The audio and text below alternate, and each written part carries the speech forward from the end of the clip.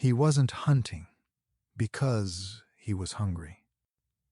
That was the part most people didn't understand. Hunger was manageable. Hunger had solutions.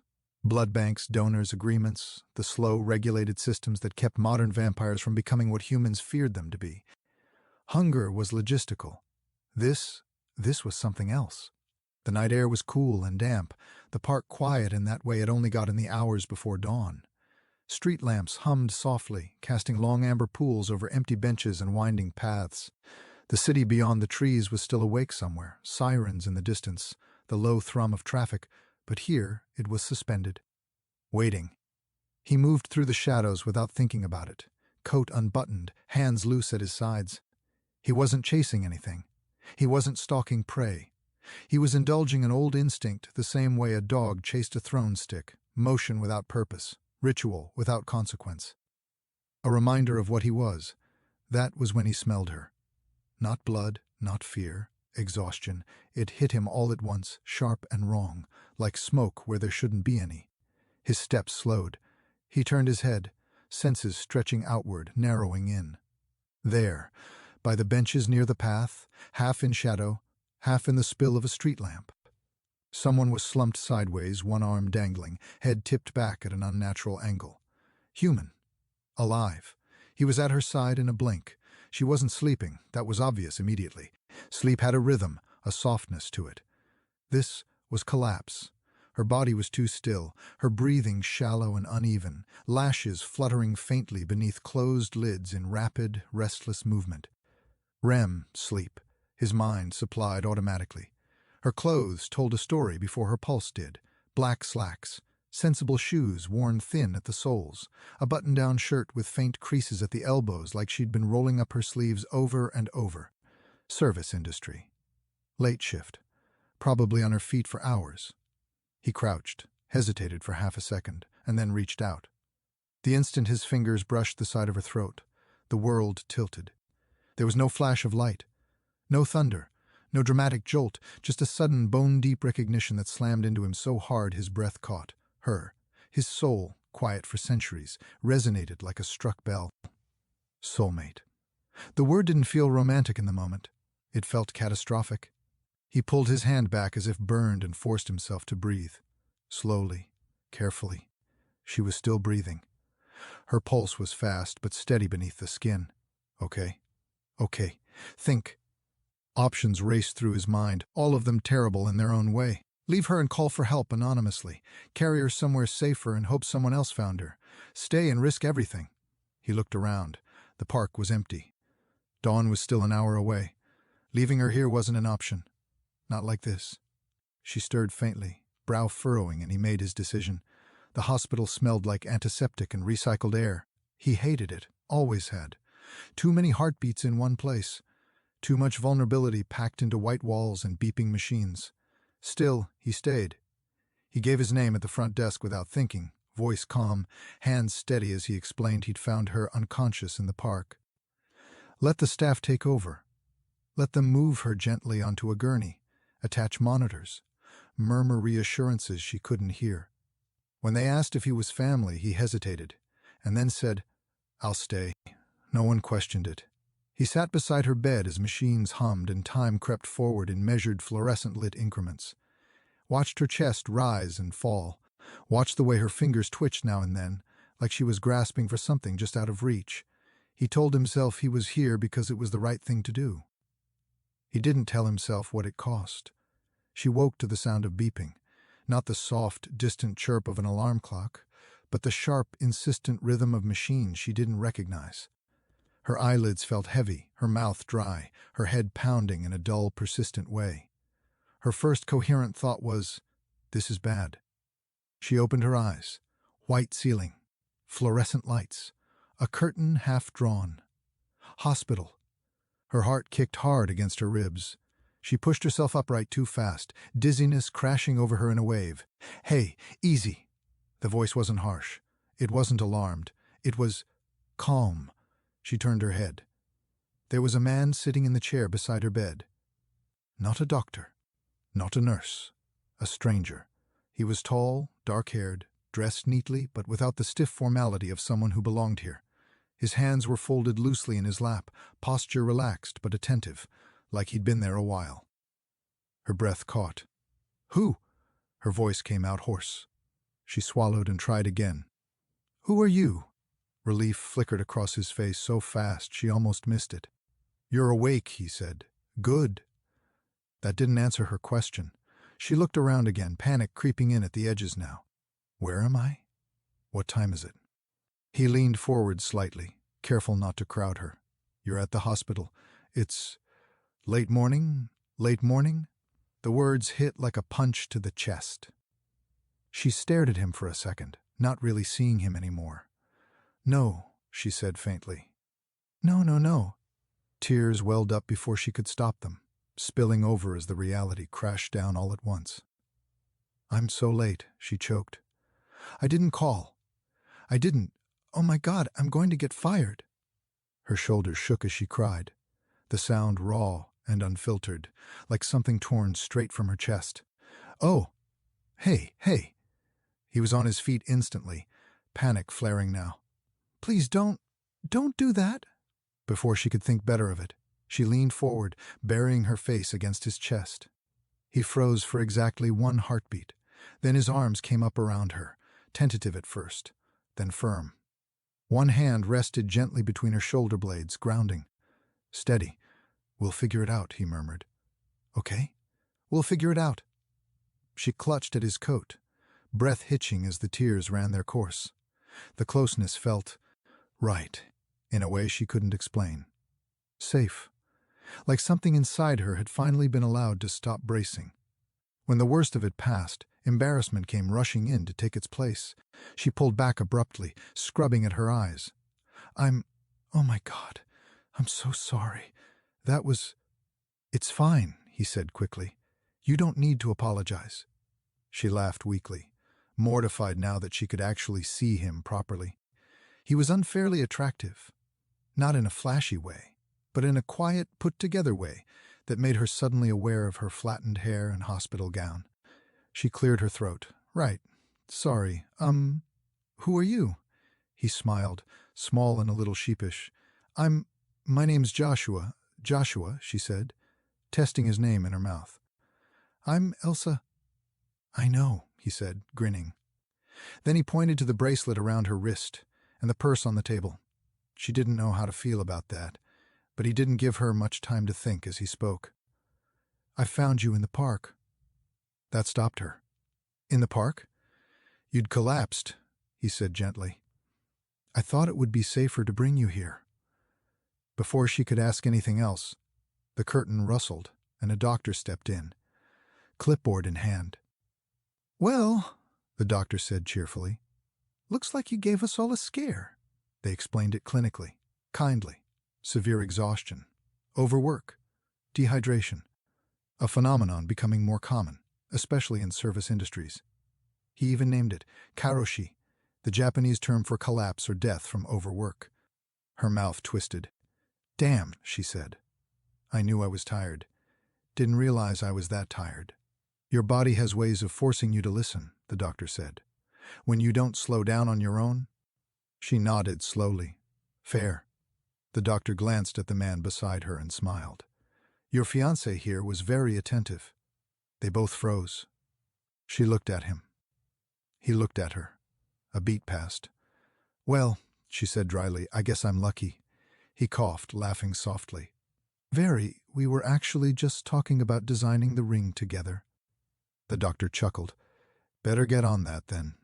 He made a note on the chart and left them alone. Silence settled. She stared at him, then laughed, shaking her head. "Okay, so that was something." He grinned. I panicked. Clearly, her gaze drifted to the clock on the wall, and the knot in her stomach tightened again. Reality came roaring back. "I really need to go," she said quietly. "Thank you for all of this. Of course." He hesitated. "Are you hungry?" Her stomach answered for her with a loud, traitorous growl. She winced. "I'm fine." He raised an eyebrow, amused. "You sure?" "I'm sure." She swung her legs over the side of the bed and stood. only for her knees to buckle immediately. He caught her without thinking. She groaned. "Great! Fantastic! Sit," he said gently, guiding her back down. "Hold on." He was gone before she could argue. When he came back, he was holding a pair of soft slippers from the gift shop. He knelt and slid them onto her feet with quiet efficiency. "There," he said. "Better." She stared at him, stunned. "Thank you," he shrugged. "Can I have your number?" "My phone's dead." "That's okay. Mine isn't." She hesitated, pride warring with instinct. Then, "Yeah, okay." He typed it in, smiling. "Are you going to be okay?" "I'm fine," she said automatically. He studied her for a moment. "I could stay until you're discharged." She shook her head. "Thank you." "Really? I'm fine."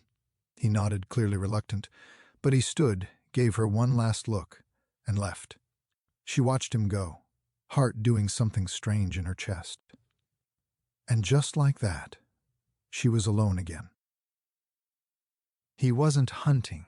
Elsa's apartment smelled like old cooking oil and lemon cleaner.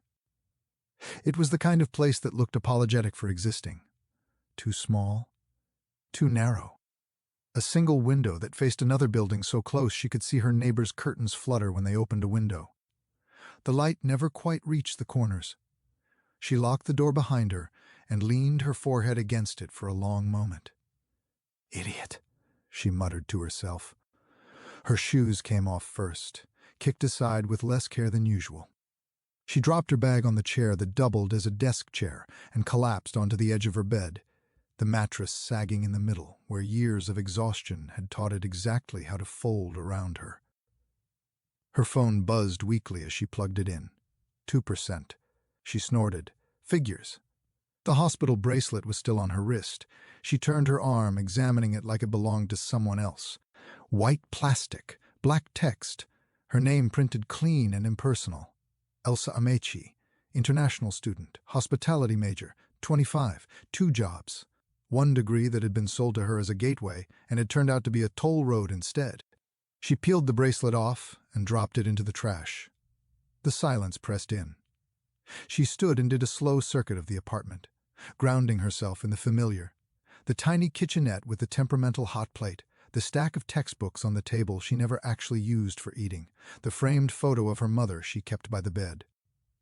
The photo was old, taken before she'd left to Canada, before everyone had believed the same story.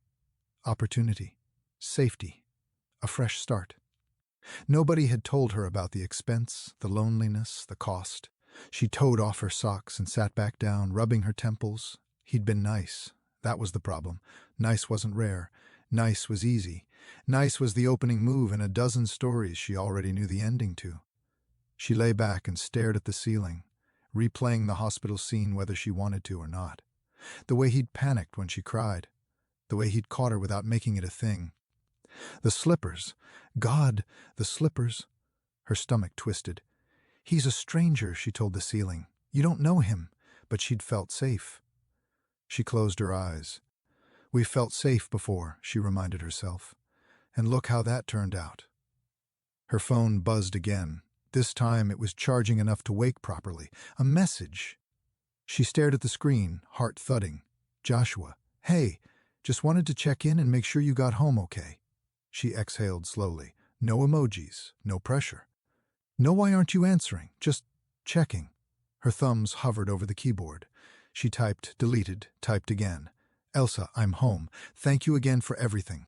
3 dots appeared, disappeared. Appeared again. "Joshua, I'm glad. Please rest." "Please rest?" She laughed quietly, the sound brittle. "That's not how this works," she murmured. She slept for 3 hours. Woke up with her mouth dry and her head pounding and the familiar spike of panic already rising because she didn't know what time it was. Her phone told her immediately she had exactly 40 minutes before she needed to leave for her hotel shift. Her chest tightened. She dressed on autopilot, uniform already laid out because planning was the only way she survived. Her hair was still a disaster, flattened and stubborn, but there was no time to fight it properly. She did what she always did, pulled it back, smoothed the edges, told herself it was fine. Her phone buzzed again while she was tying her shoes. "Joshua, did you get something to eat?" She stared at the message, something sharp and hot pricking behind her eyes. She hadn't.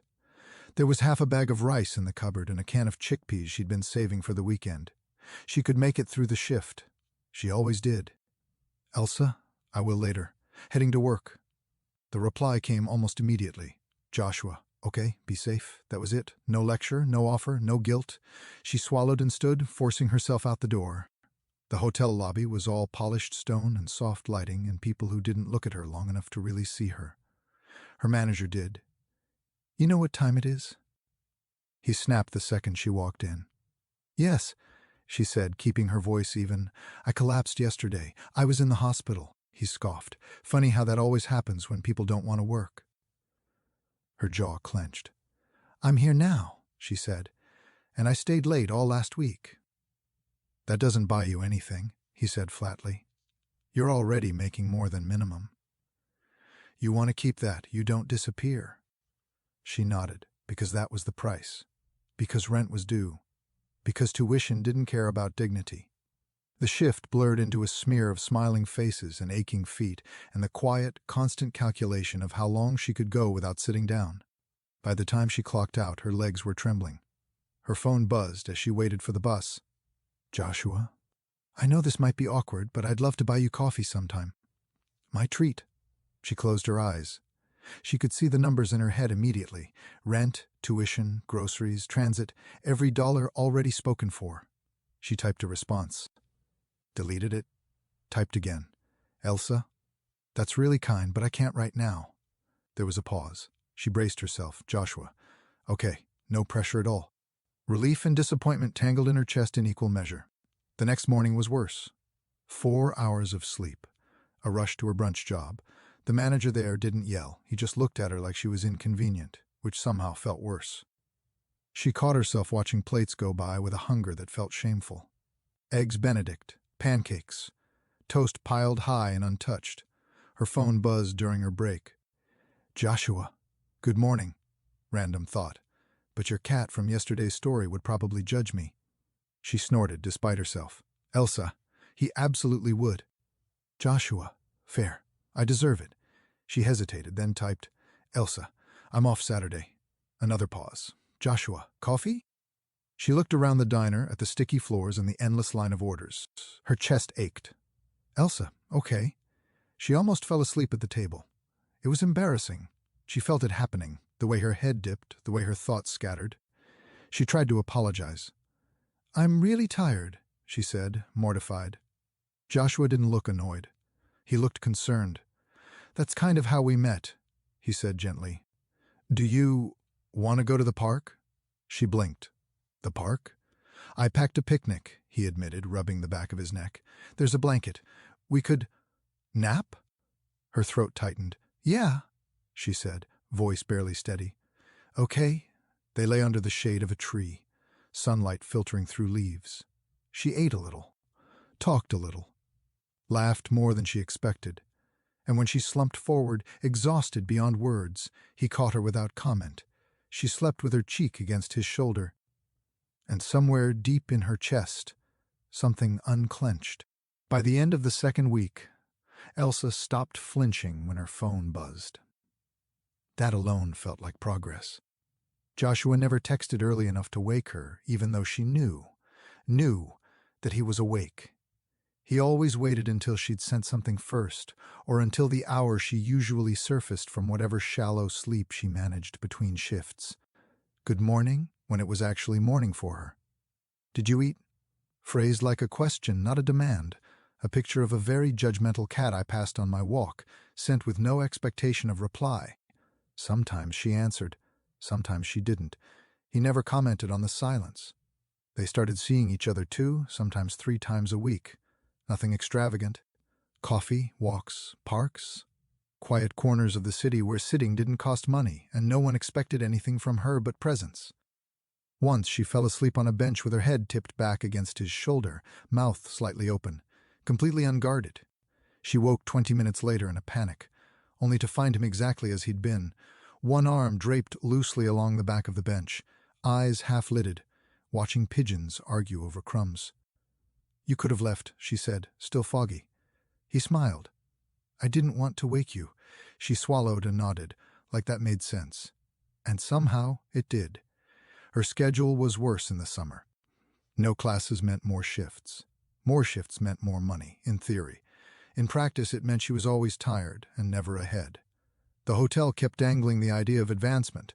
When you finish your master's, when you prove yourself, when the budget opens up. And she was starting to feel like the word "when" was just a nicer way of saying never. Joshua walked her home one night after a late hotel shift, the city heavy with warmth and the smell of asphalt. "You ever think about quitting?" he asked casually. She snorted. "Every day." "What stops you?" She gestured vaguely at everything. "Life." He nodded like that was a real answer. Because it was. They stopped at a corner store, and he bought her a bottle of water without comment. She took it, drank half of it in one go, then flushed when she realized. "Sorry," she said automatically. "For what?" "For letting you—" She waved the bottle. "You know," he shrugged, "I wanted to—" That was it. No bargaining. No debt implied. She didn't argue. It came out sideways, the Prida thing. They were sitting on the grass near the seawall, shoes off. The city stretched out in front of them like a postcard. She was rambling. About the hotel. About how management liked to pretend they were a family right up until someone needed time off. "It's funny," she said. "You'd think with how much money flows through that place, they could afford to treat people better." Joshua hummed thoughtfully. "My family dabbles in hotels." She blinked. "Dabbles?" He winced slightly, like he hadn't meant to say it out loud. She turned to face him fully. "What does that mean?" He rubbed the back of his neck. "You have to promise not to be weird." She laughed. "I'm very normal." He gave her a look. "Okay," she amended. "Define weird." He sighed. "Promise first." "Fine, I promise." He hesitated, then said, "Prida." Her jaw dropped. "No," she said immediately, laughing. "No way." He didn't laugh back. "Oh my God," she breathed. Like, "That Prada? The ones with the hotels and the foundations and the— Oh my God, no, this is a joke." "It's not." She stared at him. "You're telling me you're related to that family?" "Yes." She laughed again, higher this time, nerves crackling. Okay, you almost had me. That's actually really funny." Elsa. The way he said her name, quiet, steady, made her stomach drop. "Oh," she said faintly. Panic surged. "Nope," she blurted, already scrambling to her feet. "Nope, I can't. This is too much." "Hey," he said, standing as well. "Wait." She backed away, heart pounding. "You're telling me you're that rich? That powerful? That connected?" "It's just my family," he said quickly. "I'm just—" "No," she said sharply. "No, I need—" She turned and bolted. She didn't sleep that night.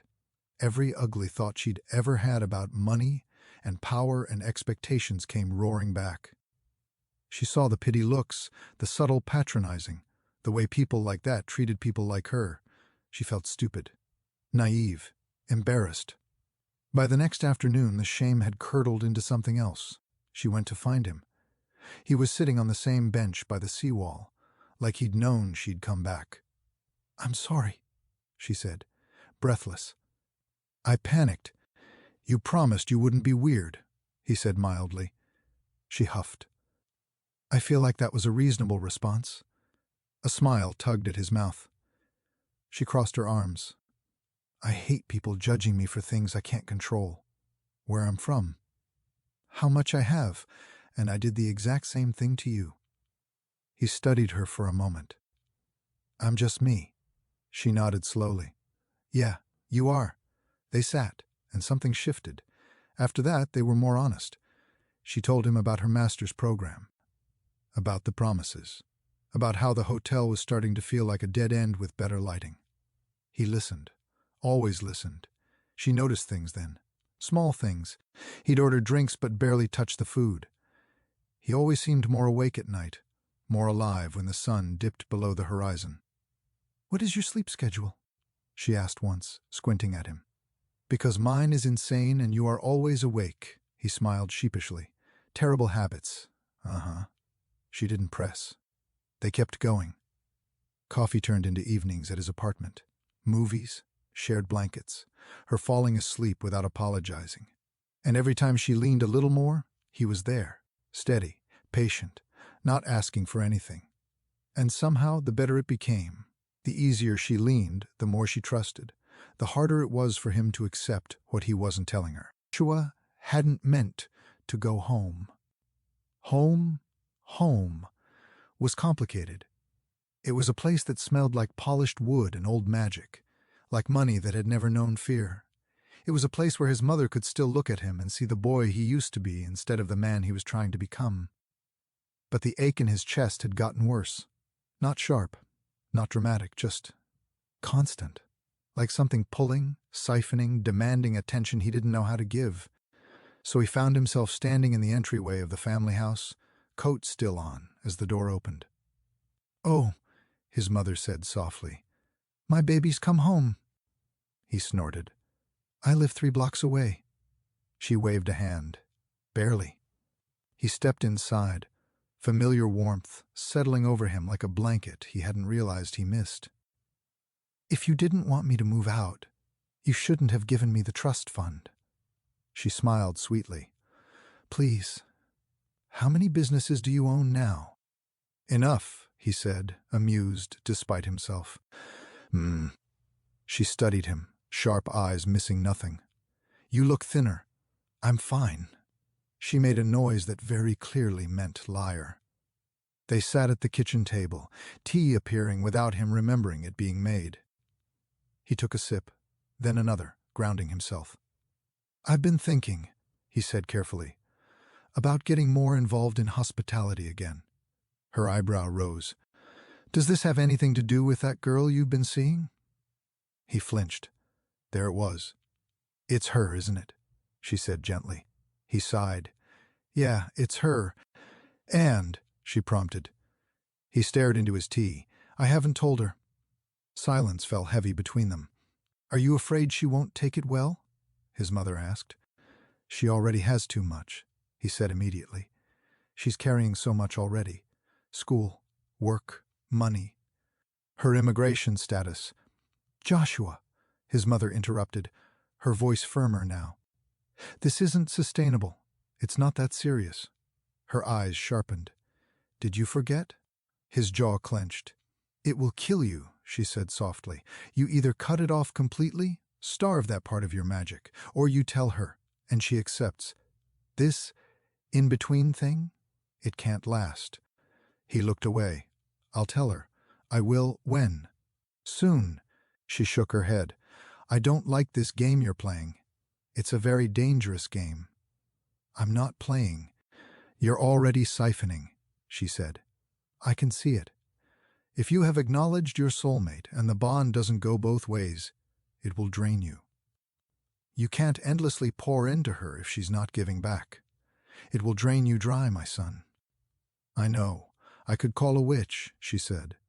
"It would be easy." "No," he said quickly. "No, don't." Her expression softened then, sadness creeping in. "You already love her?" He swallowed. "Yeah, she's everything."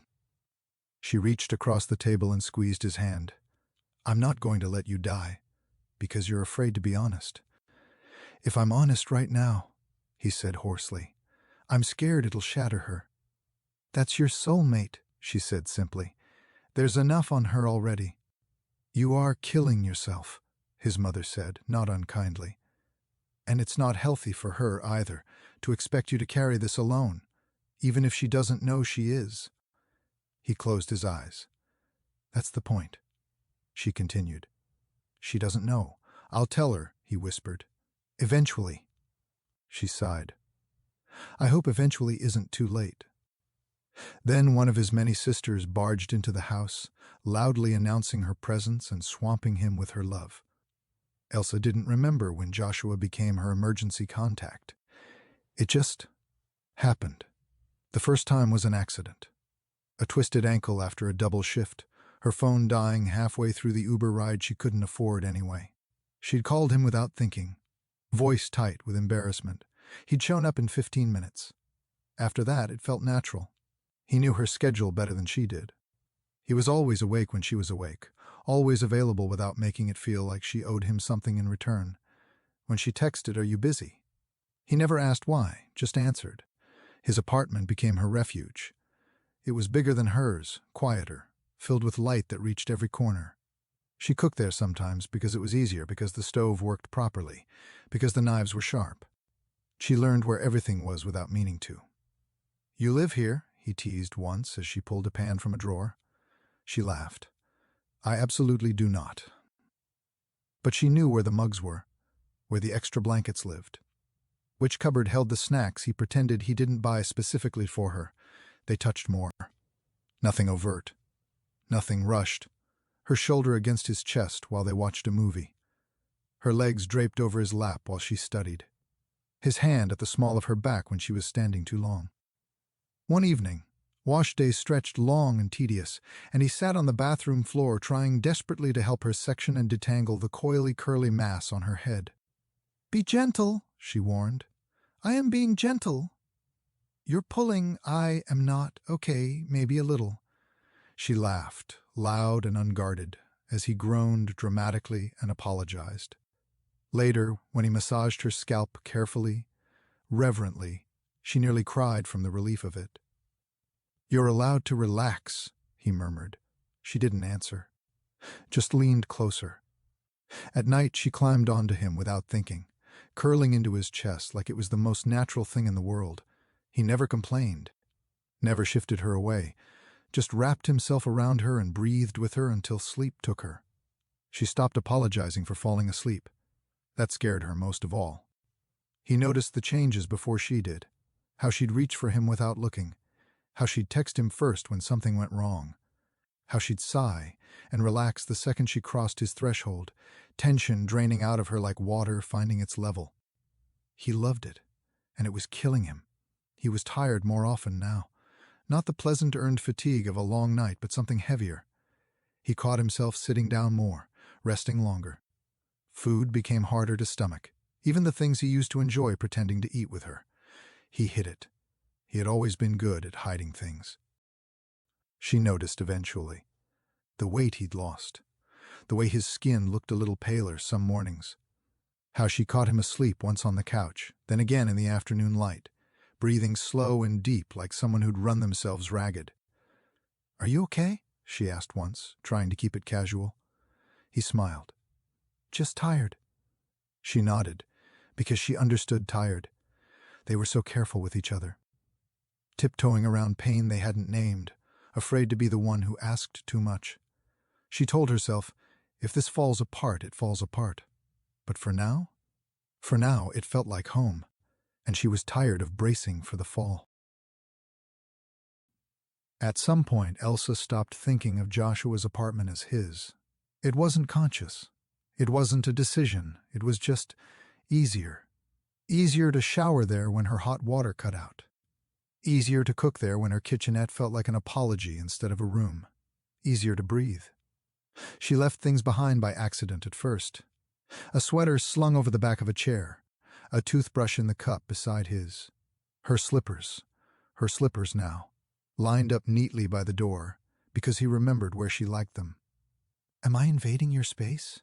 she asked one night, half joking, half serious. Joshua looked up from the couch, where he was scrolling through movies with the same intensity she used to budget spreadsheets. "No," she waited. He smiled. "I like that you're here." That scared her, but not enough to leave. They developed rhythms. She cooked. He cleaned. She studied at the table. He read on the couch, glancing up every so often like he was checking she was still there. When she slumped with exhaustion, he'd stand behind her and knead the tension out of her shoulders until her eyes fluttered closed. "You don't have to do that," she murmured once. "I know," he said softly. "I want to." She let herself believe him. She told him things she hadn't told anyone else, about coming to Canada full of hope and finding herself grinding just to stay afloat, about how lonely it was to be surrounded by people and still feel invisible. About how terrifying it was to want more when she'd been taught to be grateful for survival. Joshua never interrupted, never minimized. He listened like her words mattered, and slowly, so slowly she didn't notice until it was already true. He became the person she reached for first. When her boss crossed a line, when her bank app made her stomach drop, when she couldn't sleep, she hated how much it meant. She loved how safe it felt. If I fall, she told herself, I'll fall. I'm tired of bracing. Joshua had started measuring time in breaths, in how often he had to sit down, in how much effort it took to keep his voice steady when he laughed, in how food felt heavier in his stomach now, like his body knew it was pretending. The blood helped, until it didn't. He poured it carefully into a ceramic mug, one of the ones Elsa liked, wide and warm in his hands. Donated blood, screened, safe, everything it was supposed to be. He took a sip and gagged. It burned on the way down, wrong in a way he hadn't felt before. He swallowed hard, tried again. His throat seized. He choked. No, he rasped, coughing violently now, the mug clattering to the counter as he staggered toward the bathroom. "Josh!" Elsa called, alarm already sharp in her voice. He barely made it to the sink before retching. Blood splattered white porcelain.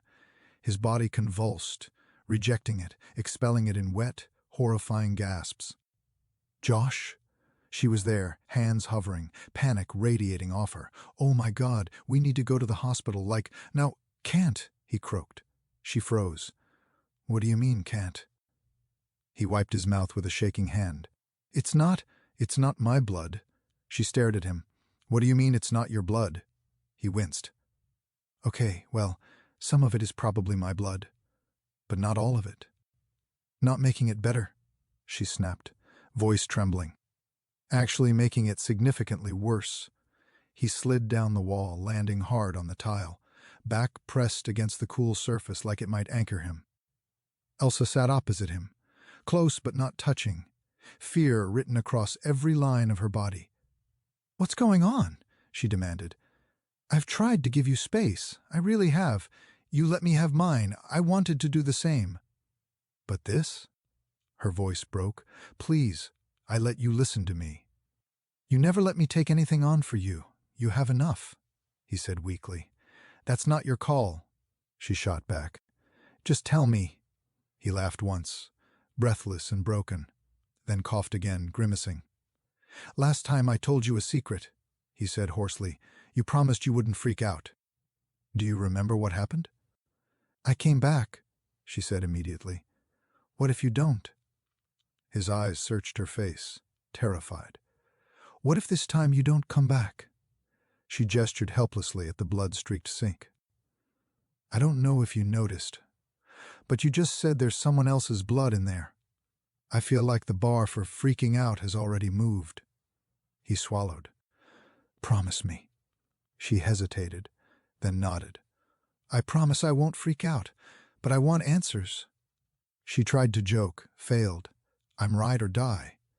But like other people's deaths, that's where it gets gray. He snorted despite himself, and immediately regretted it as another cough racked his body. She reached for him. "No," he said quickly, holding her back. I'm not a murderer or anything." She blinked. "Or a cannibal."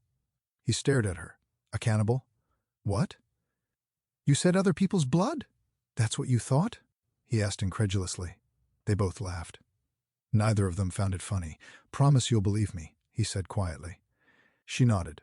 "I will." He took a shaky breath. "I'm a vampire," he said, "and you're my soulmate." Silence crashed down like a dropped plate. In Elsa's head, everything spiraled at once. "I knew it. Of course. That family. That wealth. This was never about me.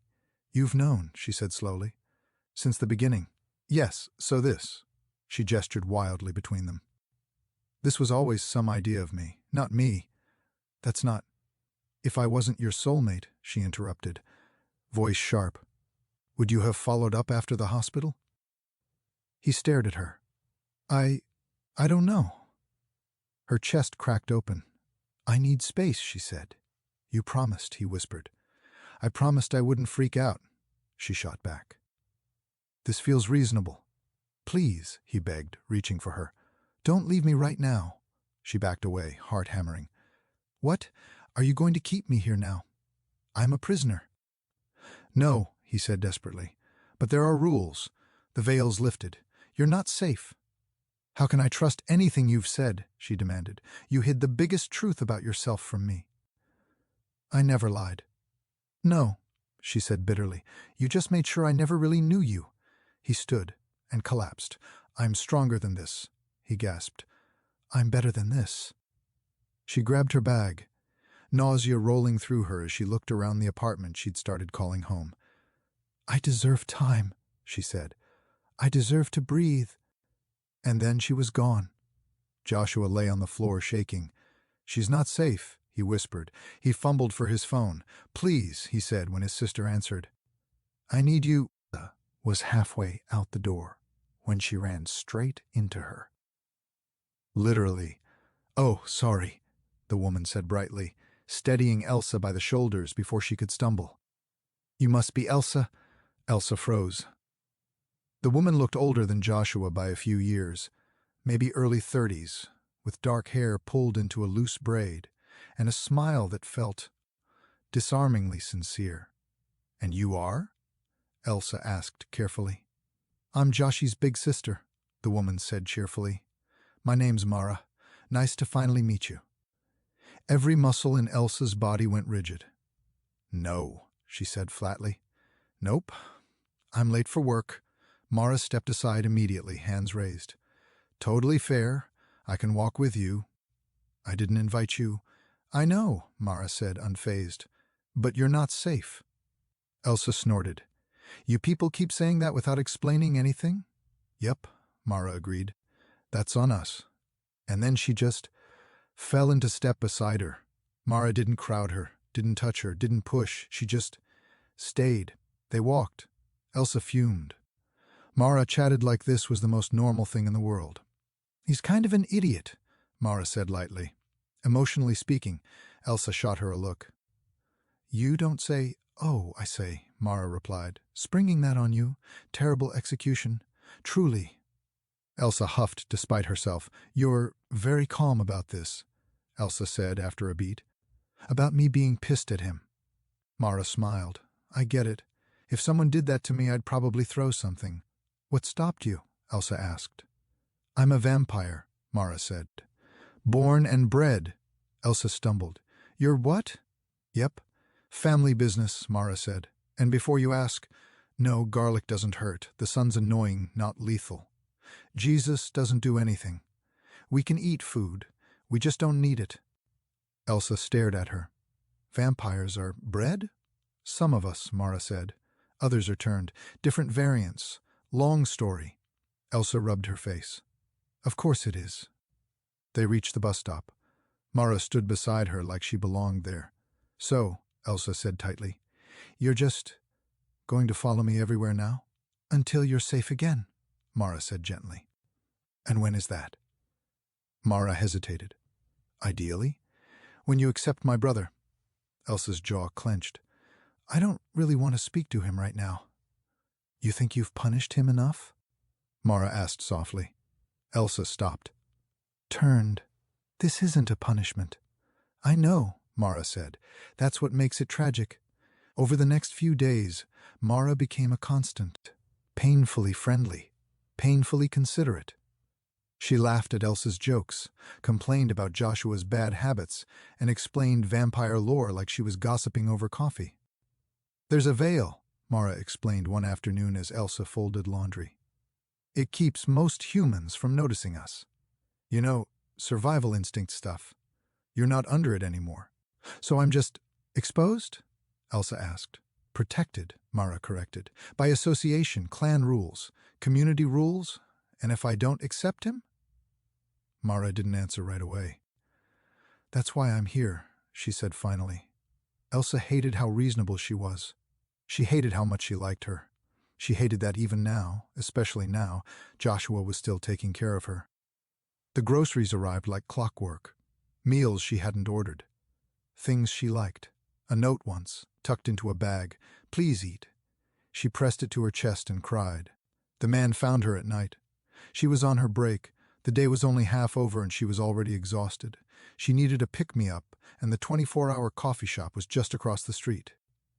She thought about going back inside to tell Mara she was popping out, but she only had 15 mins and the walk to and from the cafe would take most of that time. It would be fine. Elsa bet she wouldn't even notice she was gone. The first warning wasn't a sound. It was the feeling. The hair at the back of Elsa's neck rose like her body had its own language, and it was trying to say move. She stepped out of the coffee shop into warm, late-night air, one hand curled around the paper cup, the other already sliding toward her purse strap. Something familiar, something anchoring. The sidewalk was lit. Cars passed. The city was still awake, and yet the space beside her felt wrong, empty in a way that wasn't empty. She took one step, then another. Then the world shifted, not gradually, not with warning. One moment she was on the sidewalk, and the next the air was ripped out of her lungs as something struck from behind and moved her like she weighed nothing, like she was a coat being yanked off a hook. Her coffee flew. Hot liquid splashed across her wrist. The lid popped and clattered away. Her feet left the ground. Her purse strap bit into her shoulder hard enough to bruise. She tried to scream, a hand clamped over her mouth. Not gentle, not cruel, just final. Her back hit brick. The alley swallowed the light. The city noise dulled like someone had shut a door. "Elsa Amechi," a man's voice purred from the dark, pleased with itself. Joshua's little human. Her blood went cold. The hand eased just enough for her to breathe, then tightened again when she tried to pull too much air at once. Like even panic was a privilege. "Mortal," he added, casual, like it was a category. Elsa clawed at the wrist over her mouth. Cold skin, immovable grip. She kicked back, driving her heel down with everything she had. It was like kicking a steel post. Pain jolted up her leg. He didn't even shift. He made a sound. Small, irritated, like she'd bumped him on the bus, and dragged her forward deeper into shadow, her shoes scraping, her body half lifted, half dangling. Instinct screamed run, but her feet weren't on the ground long enough to find traction. Joshua had been right. The wall she'd built felt stupid now, paper thin. If I get out of this, she thought wildly, I'm going to kiss that man until he can't breathe. Her phone was in her pocket. If she could just... "Don't," the man said near her ear, amused. "Try to talk." Elsa bucked harder, panic lending her a sharp, desperate strength. She threw an elbow back, felt it connect, somewhere. He sighed, as if she was persistent rain. Pressure bit down on her arm. Her shoulder screamed. She choked. He leaned close enough that she smelled him, something sharp and clean, like winter air over stone. Nothing warm in it. Nothing human. "You really shouldn't have wandered off," he murmured, conversational. "I wasn't..." Elsa tried, and his fingers tightened at her jaw until the words collapsed into pain. The message landed without being repeated. "You don't get to." He pulled her into an abandoned loading space behind the building. Service door, cracked concrete, rusting staircase that led nowhere. He released her just long enough for her to stumble. Her first instinct was to run. She got one step. His hand closed on the back of her shirt and yanked. She spun, feet slipping, and hit the ground hard enough to sting her palms raw. Her knee screamed. She tasted blood where she'd bitten her tongue. He looked down at her like she'd inconvenienced him. "Oh," he said lightly, "you can fight. How charming." Elsa scrambled backward, breath ragged. "Who are you?" He smiled. Not Joshua's soft human smile. Not warmth. This was a predator's amusement. "No one you need to remember," he said. "This isn't personal. Then what do you want?" Elsa rasped, forcing the words out around shaking breath. He crouched like they were having a friendly chat. Close enough that she could see the wrongness in his eyes in low light. The faint red flecks. The pupils that didn't behave. "I want the boy to die," he said, simple as that. "And you're... convenient." Elsa's stomach turned. "I'm not," she started. He moved. She didn't see it. She only felt it. His hand on her wrist, yanking her up with a force that made her bones feel too small for her skin. Pain ripped through her shoulder. She cried out despite herself. "Quiet," he said. "Not angry, just done with noise." He looped thin cord around her wrists with practiced efficiency. Elsa fought, twisted, kicked, tried to wrench free, but it didn't matter. Her resistance didn't change the outcome. It only changed how much it hurt. He hauled her arms up and tied the cord off to a metal pipe along the wall at a height that immediately pulled strain into her shoulders. Not torture, not cruelty for sport, just thoughtlessness. The kind that happened when power didn't bother to be careful. Elsa's breath came in harsh pulls. Her wrists started to burn where the cord bit into skin. She glared at him through tears she refused to let fall. He stood, brushing off his hands like he'd finished a chore. "He's Prita," he said, watching her face. "Isn't he?" Elsa's jaw clenched. Her silence was answer enough. The man's mouth curled. "And he didn't tell you what that means." "I know enough," Elsa spat, voice shaking. "I know what he told me. Oh, sweetheart." He tilted his head, delighted. "No, you know what he let you hear." Elsa's throat tightened. She hated that it hit. She hated that it fit. "What are you doing?" she demanded. "Ransom? Leverage? You want money?" He laughed once. "No one would pay for you. That's the point." The words were sharp and casual, and they landed like a shove. Elsa's chest tightened anyway, not because she believed him, but because she suddenly realized how few people would even notice she was missing. Not her coworkers, not her manager, not the classmates she only nodded at in hallways. There was no pack, no village, no safety net. There was Joshua. Her stomach dropped. "You're doing this because I left," Elsa whispered, the truth crawling into her mouth like something she didn't want to swallow. He shrugged. "You made it easy." Elsa's eyes burned. Joshua coughing blood into the sink. Joshua sliding down the wall, shaking, still trying to tell her she had enough on her plate. Joshua sending Mara anyway. Joshua protecting her while she was angry at him, and she'd called him dramatic, manipulative, a liar. Idiot. The man watched her, pleased with himself. "If you'd completed the bond," he said lazily, "he'd feel you right now. Track you like a heartbeat." Elsa went still. He smiled wider. "But you didn't. So all I have to do is keep you away long enough, and the magic finishes eating him." Elsa's breath stuttered. The guilt that hit her wasn't soft. It was violent. It was physical. Her wrists throbbed, her shoulders burned. She jerked once against the cord anyway, more reflex than strategy. The man sighed. "You'll only hurt yourself." Elsa didn't stop. She couldn't. She needed out. She needed to get to Joshua. She needed to— "Blood and ruin," he muttered, suddenly irritated. "Fine." His hand flashed out.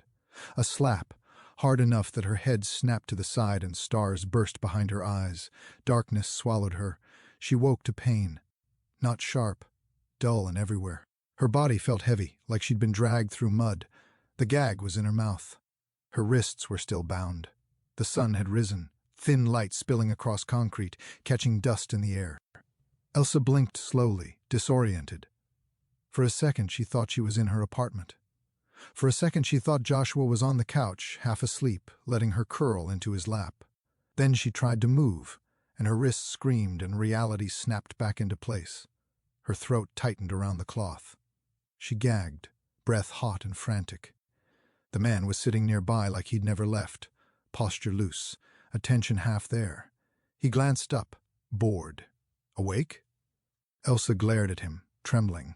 He looked her over like she was weather. "You might survive this," he said, conversational. "After he's gone. If you scream loud enough long enough, someone might find you. Someone. Not Joshua. Not Mara. Not anyone who knew her well enough to be worried fast. Loneliness hit like a bruise you didn't realize you had until you touched it." Elsa forced herself to breathe anyway. Because she didn't get to give up. Because Joshua hadn't, even when she'd hurt him. Her eyes burned. "I'm sorry," she tried to say around the gag, but it came out as a muffled sound. The man watched her with mild interest. Oh, it has feelings. Elsa's hands clenched uselessly, numb around the cords, and then a sound. Not footsteps, not the creak of the door. Something subtler, a pressure change, like the air itself tightened. The man's posture shifted. His head lifted. "Well," he said, pleased. "Finally."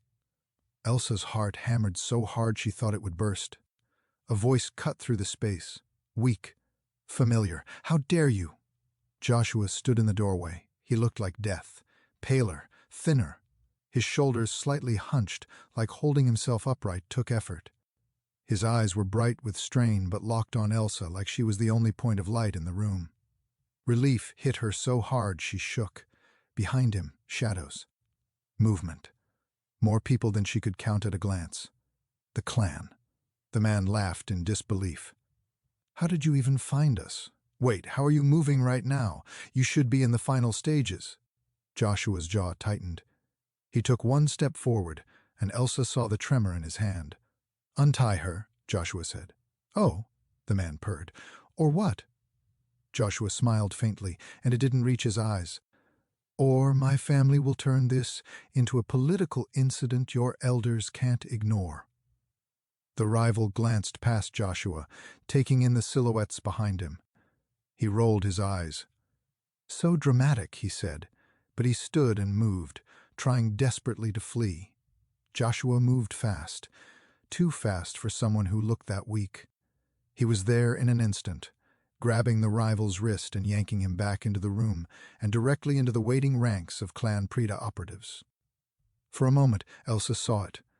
The predator, the apex creature beneath the kindness, not monstrous, controlled. The rival blinked, surprised, then laughed. "Worth a shot!" He shrugged. Joshua's breath hitched. He swayed slightly. Elsa made a muffled sound, panic spiking. Joshua turned to her immediately, the anger vanishing as if it had never existed, and then he was by her side. His hands came up, careful, gentle, asking permission even now with the pace of his touch. "I'm here," he murmured. "I've got you." His fingers found the belt and loosened it with a tenderness that made Elsa's eyes burn anew. The gag came free. She gasped air like she'd been drowning. Joshua didn't let the cloth fall on the floor. He took it from her mouth and held it like it was something sacred, like it mattered because it had been in contact with her pain. "I'm sorry," Elsa rasped immediately. Joshua, I'm so—" "Later," he whispered, and pressed his forehead to hers for one trembling second. "Breathe." He turned his attention to her wrists. The cords were tight. Her skin was rubbed raw, angry red and bleeding at the edges. Joshua's mouth tightened. He undid the knots with shaking hands, moving slowly like every second mattered, and didn't matter at the same time. When the cords fell away, Elsa's arms dropped, heavy and useless, pain shooting through her shoulders. She whimpered. Joshua caught her immediately, pulling her into his chest so carefully it was like he was afraid she might break. She clung to him, shaking. She tried. "I thought you weren't coming." Joshua's breath stuttered. "Never." The rival made a disgusted noise. "God, you two are nauseating." Joshua didn't even look at him. His focus was entirely on Elsa. "Can you stand?" he asked quietly. Elsa tried. Her legs wobbled. Joshua held her tighter. "We need to go," he said. "My family will handle the rest." "How did you—" Elsa started, then cut herself off as she remembered the rival's words. "If you'd completed the bond, he'd be able to feel you." Joshua huffed a broken laugh. "Would you believe me if I said soulmate connection?" Elsa blinked. The rival snorted. "Debunked." Joshua's lips twitched. "Fine. Would you be mad if I said I used Find Your Friend?" Elsa stared at him. "You— what?" Joshua grimaced. "That app." Elsa's mouth fell open. "We installed that on my phone months ago." He nodded faintly. "For safety. You tracked me," she whispered. Joshua's eyes flicked up, bracing for anger, for betrayal. Elsa laughed, a wet, hysterical sound that turned into a sob. "He didn't even take my phone," she choked out. Joshua's shoulders sagged. He's 300 years old, and stuck in the same decade he was turned. If he'd thought to look for your phone at all, I'd be surprised. Elsa clutched Joshua's shirt like she was afraid he'd vanish. You came. Joshua's hand cradled the back of her head, fingers sliding over her braids as if counting them, grounding himself. Always, he whispered, and then his body gave out. Joshua sagged hard, collapsing against her. Joshua! Elsa cried, catching him with panic-fueled strength she didn't know she had. Joshua, look at me. His face was ashen now, his eyes unfocused. The room tilted. People moved. A woman stepped forward like the atmosphere itself made way for her. Joshua's mother. She took one look at Joshua and her expression went cold in a way Elsa had never seen on any human face. Enough, she said, voice quiet and lethal. She crossed to Joshua, hands already reaching. Elsa tightened her grip instinctively. The mother's gaze flicked to Elsa, complicated, sharp, full of grief and calculation and something like restrained fury. I'm taking my son home, she said. Elsa swallowed. Okay. I don't like you very much right now, the woman added, blunt as a blade. Elsa's throat tightened. That's fair, she managed. The mother's nostrils flared like she didn't expect agreement. My son is dying, she said softly. And you... She stopped, jaw tightening. You didn't even know. Elsa's eyes burned. I didn't know, she whispered. If I had, If you had listened, the mother cut in. Elsa flinched. The mother looked away.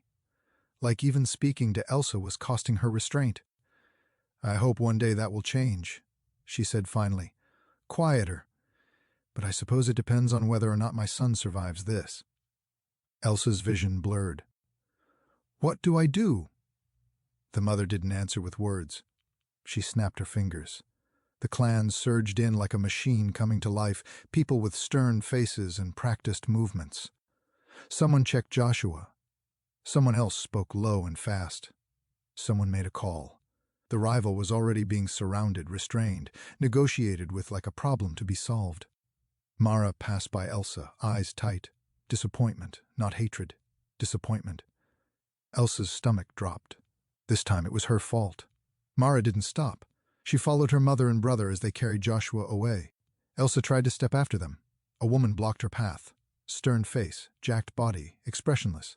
Not a guard, not quite. An escort. Elsa didn't argue. She was too tired, too shaken, too hollowed out by the sight of Joshua collapsing in her arms. Outside, the morning air hit her like a slap. The city was waking up. People were walking dogs.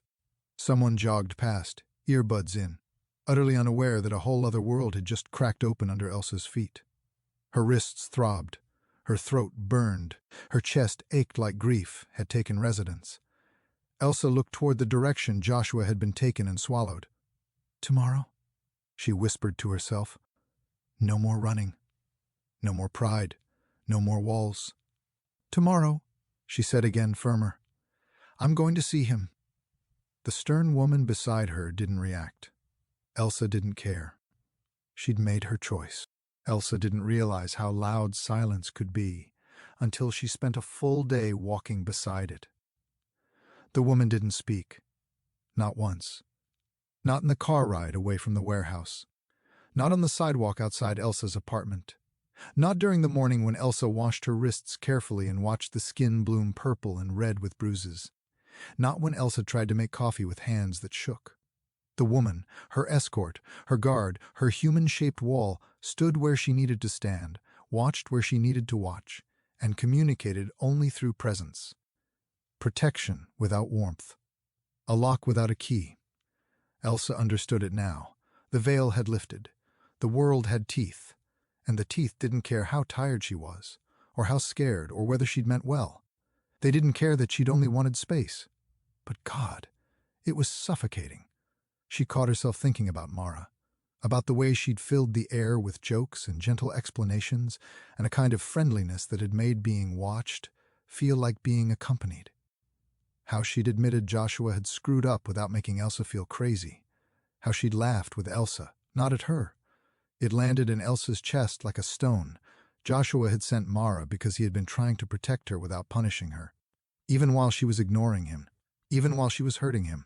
The thought made her throat tighten until she had to swallow hard to keep the sound in. She didn't cry. Not yet. She wouldn't waste it on fear. She saved it for the moment she saw him. The Prida house sat behind trees that looked too old to belong in the city, the kind of property that pretended it wasn't trying to be impressive while quietly being impossible. The driveway curved like it was guiding you towards something sacred. The air felt cleaner here, filtered, protected, expensive. Elsa stepped out of the car and paused. The guard stepped out beside her and looked around with those same blank, vigilant eyes. "You don't have to come inside," Elsa said, almost automatically. The woman didn't respond. Elsa exhaled, short and sharp. "Right. Of course." She climbed the steps to the door. It opened before she could knock. Joshua's mother stood there. Up close, she looked like a sculpture of restraint. Elegant, still, the kind of beauty that didn't ask for approval. Her eyes were tired in a way Elsa hadn't noticed in the chaos. Tired and sharp, and carrying something heavy. She looked past Elsa, taking in the guard, a flicker of approval. Then the mother's gaze returned to Elsa. "You came," she said. Elsa swallowed. "I said I would." The mother's lips pressed together, as if she hadn't expected follow-through. "Come in," she said finally, stepping aside. Elsa stepped into warmth and quiet, and the faint scent of tea. Real tea, not the bagged stuff Elsa stretched for weeks. The house felt lived in, not sterile, not museum-like. There were books and soft rugs and the kind of lighting that made everything look gentler than it had any right to be. It made Elsa's stomach twist. Joshua belonged here, and she had almost cost him everything anyway. The guard followed her inside. No sound, no comment. The mother didn't look at the guard again, as if acknowledging her would be unnecessary. Elsa didn't know if that was a kindness or a dismissal. A man stood farther in, one of the clan, broad-shouldered, watchful. There were others, presents in corners, a house full of quiet power. The mother gestured toward a sitting room. "Sit," she said. Elsa sat. The guard remained standing behind her, close enough that Elsa could feel the weight of her like a wall at her back. The mother did not sit. She stood with her hands folded and began like she was delivering a verdict. "You have been told some things," she said. Elsa nodded. "Some. And you have assumed others," the mother continued. Elsa didn't flinch. "Probably." The mother's eyes narrowed slightly, like she was deciding whether she respected that honesty or hated it. "You are no longer under the veil," she said. "That means predators will notice you. Some out of curiosity, some out of contempt, some out of ambition." Elsa's bruised wrists throbbed at the memory. "The rival who took you did so because it was convenient," the mother said, as if reading Elsa's thoughts. "He wanted leverage. He wanted proof of weakness. It was not personal. It felt personal," Elsa said quietly.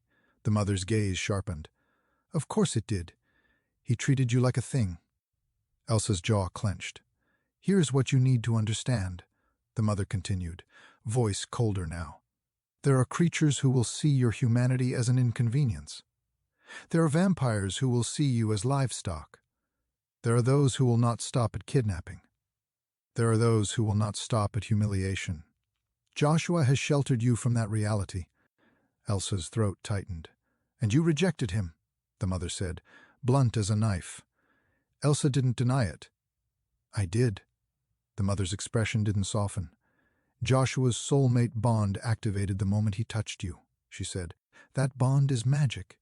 It is biological. It is spiritual. It is old. When it is reciprocated, it stabilizes. It becomes a circuit, a closed loop. It protects you. It strengthens him." Elsa's stomach dropped, even though she already knew where this was going. "When it is not reciprocated," the mother said, "it becomes a siphon." Elsa's breath caught.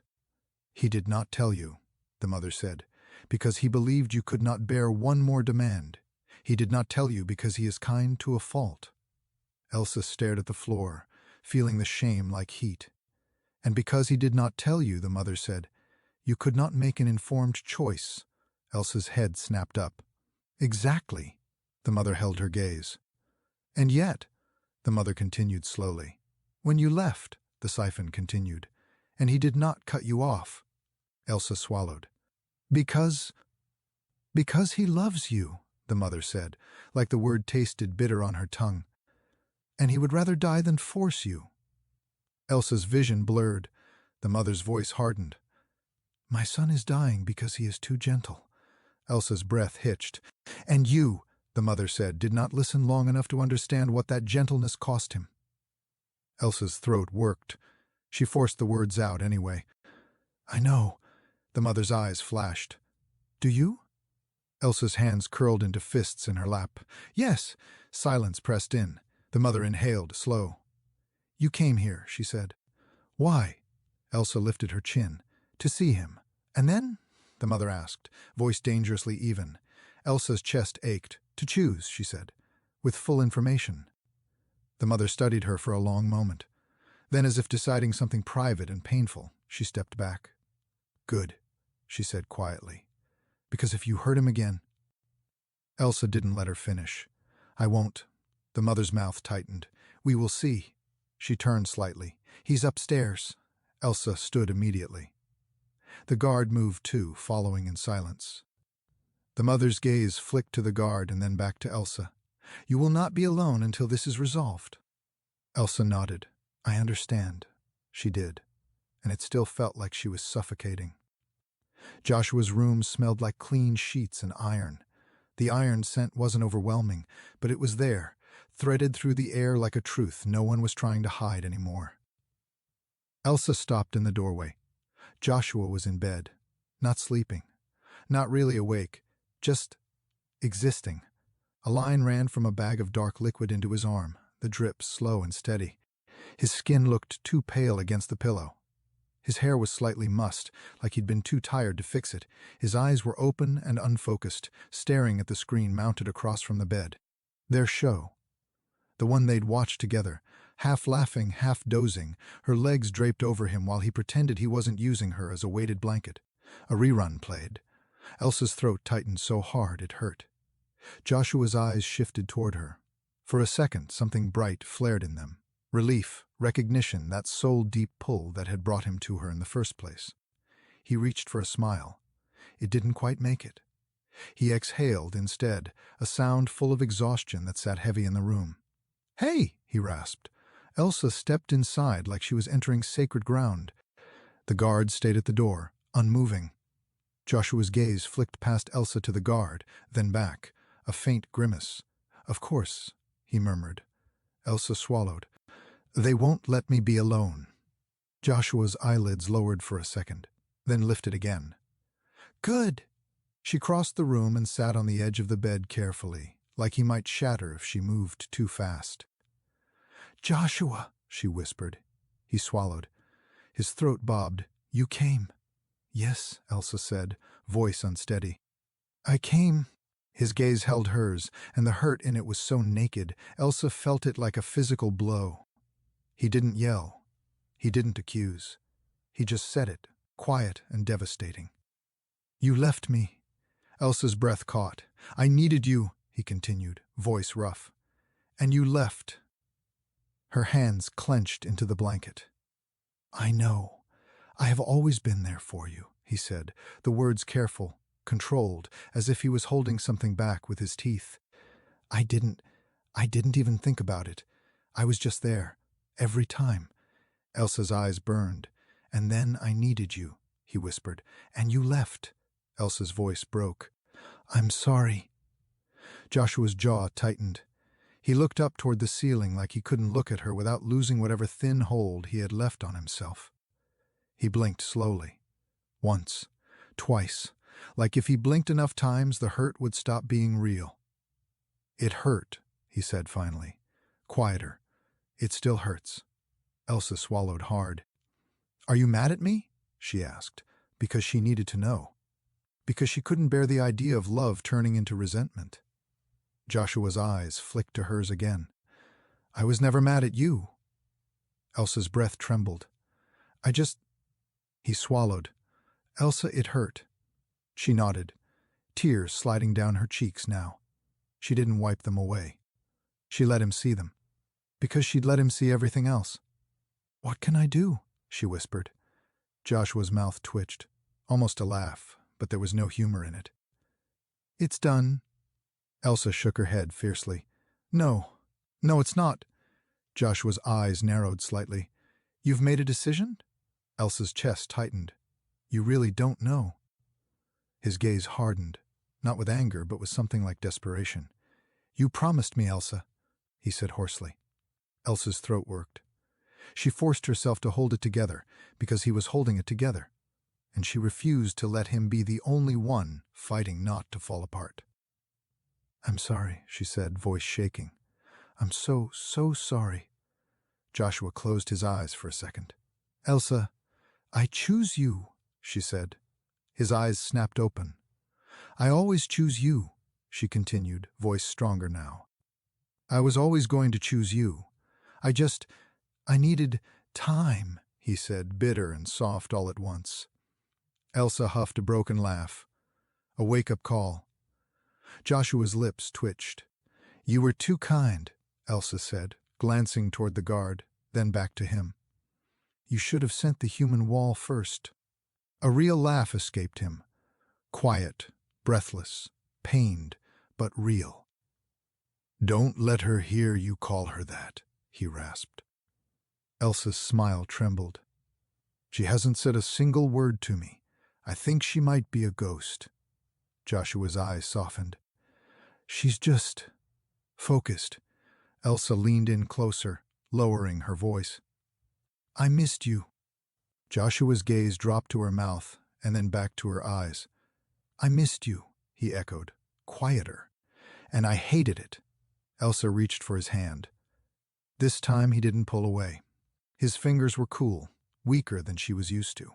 She threaded hers through his anyway, like she could anchor him to the world by refusing to let go. Joshua swallowed. "Did anyone explain it to you?" Elsa nodded. "Yes, properly?" he pressed, and the fear in his eyes made her chest ache. "Yes," Elsa said firmly. "Properly." He searched her face. "And you're sure?" Elsa didn't hesitate. "I'm beyond sure." Joshua's breath shuddered. "Okay," he whispered. "Okay."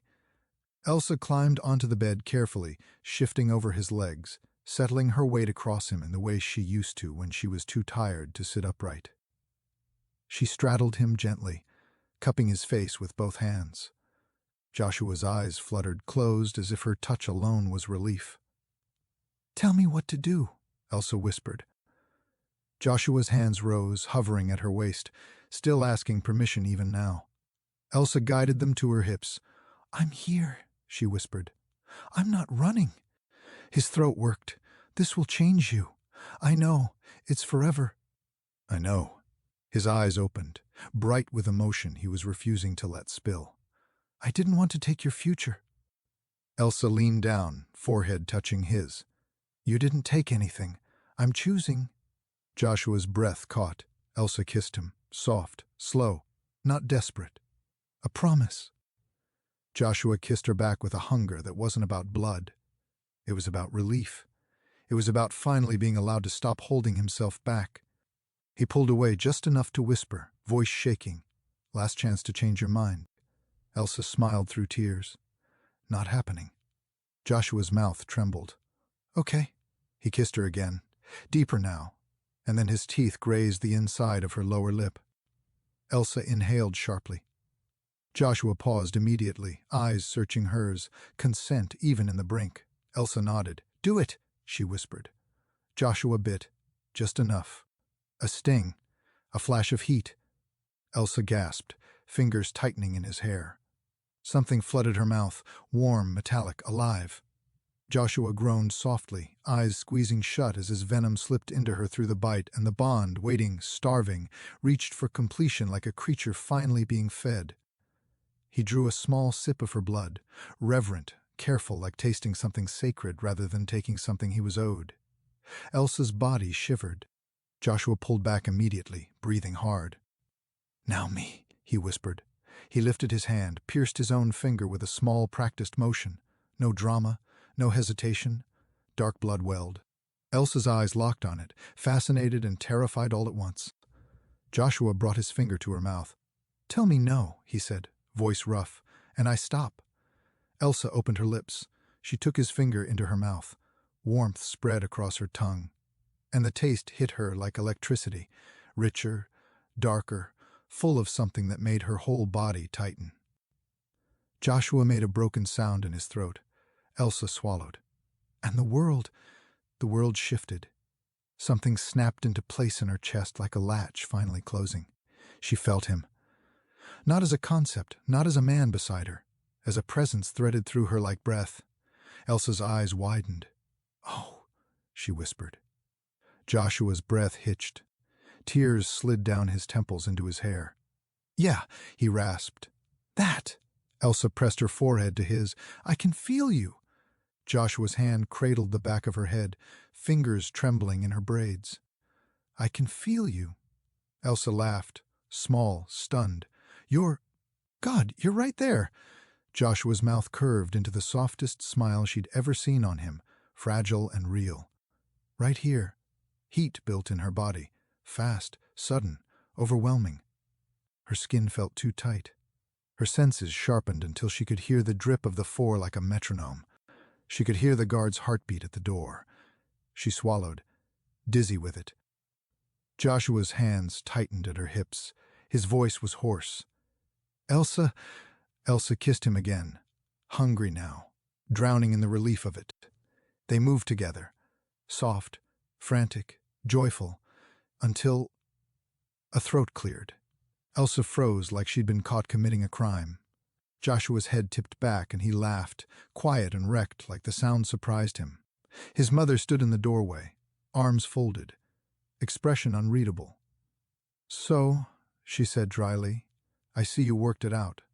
Elsa's entire body went hot with embarrassment. "Oh my God," she whispered. Joshua laughed harder, then immediately winced and pressed a hand to his chest like even joy cost him right now. Elsa scrambled off him, mortified. "I've met you twice," she blurted to his mother, "and both times have been terrible impressions, I feel." Joshua made a strangled sound that might have been laughter or coughing. His mother's lips twitched. "Rest," she told Joshua, voice softer now. Then her gaze shifted to Elsa, sharp again. "We will speak later." Elsa nodded quickly. "Yes, ma'am." Joshua reached for Elsa's hand, catching her fingers. He squeezed weakly. "Stay," he whispered. Elsa squeezed back. "Always?" It was night in the park where it had started. The air was cool, the city humming around them, street lamps painting the path gold. Elsa stood beside Joshua and tried not to look too delighted by the fact that she could hear someone's laughter half a block away like it was right beside her. "That's insane," she whispered. Joshua smiled. Healthier now. Still pale, still recovering, but alive in a way he hadn't been in weeks. "Welcome to the club." Elsa closed her eyes and breathed. Everything was sharper, richer. The world had layers now. Smells braided through the air like invisible threads. She could taste the difference between rain-wet grass and dry concrete. She could feel Joshua like a steady warmth in her chest. "How do you not get overwhelmed?" she asked. Joshua brushed his thumb over her knuckles.